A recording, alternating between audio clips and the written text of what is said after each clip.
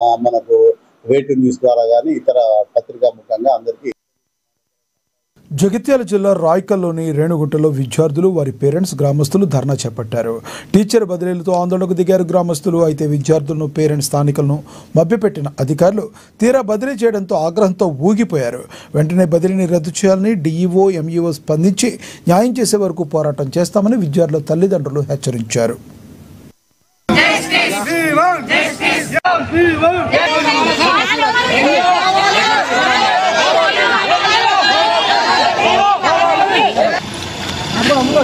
రాజకీయ నాయకులు అయితే ఏ విధంగా రాజకీయాలు చేస్తారో ఇవాళ ఎంఈఓ గారు కూడా అదే విధంగా రాజకీయాలు చేసి మమ్మల్ని మభ్యపెట్టి ఇవాళ మా గ్రామానికి చెందిన టీచర్ను మళ్ళీ నిలువ మీద బదిలీ చేయించడం, ఒత్తిడి చేయడం జరిగింది.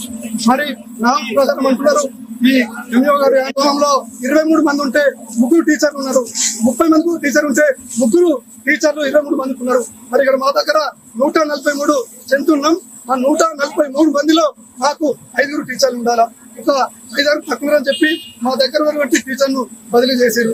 మరి బదిలీ చేస్తే మిగతా 20-30 మందికి మరి ఎవరు చెప్పాలా చదువులు?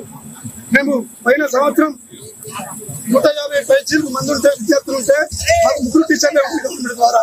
మరి 3 టీచర్లు ఉంటే మేమందరం కూడా మంచి రూపాయలు వేసుకొని ప్రైవేట్ గా 3 టీచర్లు జీతాలు ఇచ్చుకొని మేము మా పిల్లల భవిష్యత్తు కోసం మేము ఖర్చు పెట్టుకొని టీచర్లు పెట్టుకొని చదువు చెప్పించుకున్నాం. అంటాడు మళ్ళీ ఇయ్యాల దొంగసారిగా పంపించాడు. ఇప్పటికే మా పిల్లలు మేము గరీబ్ వాళ్ళము, మేము స్కూల్లో జాయిన్ చేసుకుంటే చేస్తే ఆ టీచర్లు అందరినీ వేరే ఊళ్ళో ట్రాన్స్ఫర్ చేస్తున్నారు. ఇది మంచిది కాదు. ములుగు జిల్లా